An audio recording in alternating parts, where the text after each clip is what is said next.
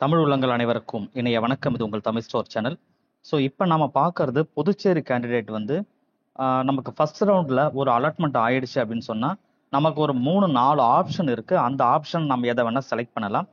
இது வந்து இன்ஃபர்மேஷன் ப்ரௌச்சரில் அவங்க என்ன விஷயங்களை கொடுத்துருக்காங்க அப்படின்றத நம்ம இப்போ பார்க்க போகிறோம்.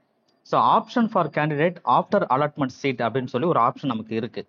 ஸோ நான் கொஞ்சம் ஜூம் பண்ணிவிட்டு உங்களுக்கு டீட்டெயில் காமிக்கிறேன். இதில் வந்து பாருங்கள், ஃபர்ஸ்ட் ஆப்ஷன், அதாவது once the candidate has been allotted இந்த பர்டிகுலர் சீட், யாராக இருந்தாலுமே can take any one of the following அப்படின்னு சொல்லி கொடுத்துருக்காங்க.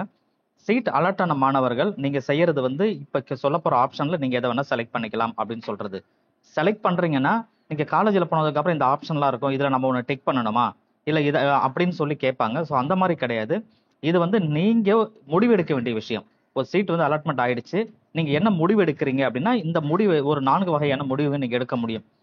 அதில் வந்து ஆப்ஷன் 1 அப்படின்றது என்னன்னா அலாட்டட் சீட் அப்படின்னு சொல்கிற விஷயம்.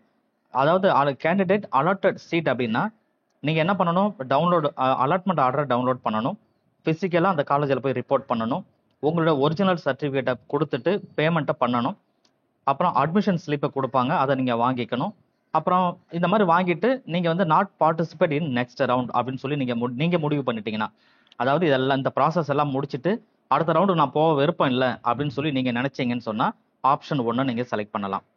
ஆப்ஷன் 2ல என்ன சொல்கிறாங்க அப்படின்னா, கேண்டிடேட் அலாட்டட் எஸ் சீட், இதுவும் சீட் வந்து அலாட் ஆயிடுச்சு, அலாட்மெண்ட் ஆர்டர் டவுன்லோட் பண்ணியாச்சு, ஃபிசிக்கலாக காலேஜில் போய் ரிப்போர்ட் பண்ணி பணம்லாம் கட்டி சர்டிஃபிகேட் கொடுத்தாச்சு, அதுக்கப்புறம் அட்மிஷன் ஸ்லிப்பையும் கொடுத்துட்டாங்க.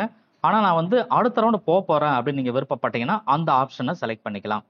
ஸோ திரும்ப திரும்ப சொல்கிறேன், ஆப்ஷன் செலக்ட் பண்ணுறது அப்படின்னா இதெல்லாம் அவங்க கொடுத்துருப்பாங்க, இதை போய் நம்ம டிக் பண்ணிக்கணும், இந்த ஆப்ஷன் எனக்கு கொடுங்கன்னு சொல்லி கேட்கணும் அப்படின்லாம் கிடையாது.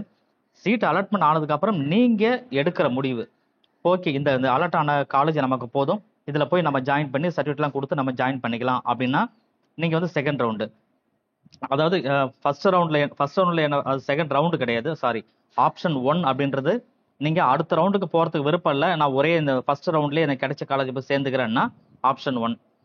ஆப்ஷன் 2ல நான் எல்லாத்தையும் ஜாயின் பண்ணிடுறேன், ஆனால் அடுத்த ரவுண்டுக்கு போக விருப்பப்படுறேன்னா ஆப்ஷன் 2 நீங்கள் முடிவு எடுத்துக்கலாம். அதே போல் ஆப்ஷன் 3ல வந்து இதுவும் சீட் அலாட் ஆயிடுச்சு, ஆனால் நீங்கள் சேரவே இல்லை, டிக்ளைன்டு அலாட்மெண்ட்டை நீங்கள் டிக்ளைன் பண்ணுறீங்க, காலேஜில் போய் ரிப்போர்ட் பண்ணலை ஆனால் அடுத்த ரவுண்டில் நான் வந்து கலந்துக்கணும் அப்படின்னு நீங்கள் நினைக்கிறீங்க அப்படின்னா option 3. Option 4, participate in next round, எதையுமே நீங்கள் பண்ணவே இல்லை, சீட்டே உங்களுக்கு அலாட் ஆகலை, ஆனால் வந்து அடுத்த ரவுண்டில் போக விருப்பப்படுறேன் அப்படின்னா ஆப்ஷன் 4. ஸோ இது எல்லாம் வந்து என்ன அப்படின்னா, நீங்கள் ஒரு சீட் உங்களுக்கு கிடைச்சதுக்கப்புறம் நீங்கள் உங்கள் மைண்டில் கொண்டு வர விஷயம். திரும்ப சொல்கிறேன், நல்லா ஞாபகம் வச்சுங்க, இது கன்ஃபியூஸ் இருக்கிற மாதிரி இருந்தால் ஈஸியாக சொல்லணும்னா, சீட்டு கிடைச்சிது, நீங்கள் போய் சேர்ந்துட்டு அந்த காலேஜில் இருக்க விரும்புகிறேன் அப்படின்னா ஆப்ஷன் 2, ரைட். அடுத்த ரவுண்டு போக விருப்பப்படலை, ரைட்னா, அடுத்த ரவுண்டு விருப்பப்படலைன்னா சரி ஆப்ஷன் 1, அடுத்த ரவுண்டு போக விருப்பப்படுறீங்கன்னா ஆப்ஷன் 2. இந்த ஆப்ஷன் 2ல நீங்கள் எதை வேணால் நீங்கள் செலக்ட் பண்ணிக்கலாம். அந்த சென்ஸ் என்ன அப்படின்னா, நீங்கள் முடிவு பண்ணிக்கலாம், ஓகே நான் வந்து இப்போ போகிறேன், இந்த காலேஜ் எனக்கு தேவை, நான் இதிலே இருந்துக்கிறேன், அடுத்த ரவுண்டு போக விருப்பம் இல்லை அப்படின்னா நீங்கள் ஒன்று செலக்ட் நீங்கள் ஒரு முடிவு. ஸோ இந்த முடிவுன்றது நீங்கள் எடுக்கிறது தானே தவிர காலேஜில் போயோ கவுன்சிலிங்கில் போய் நீங்கள் செலக்ட் பண்ணுற விஷயம் கிடையாது. ஸோ இது உங்களுக்கு புரிஞ்சிருக்கும்னு சொல்லி நினைக்கிறேன்.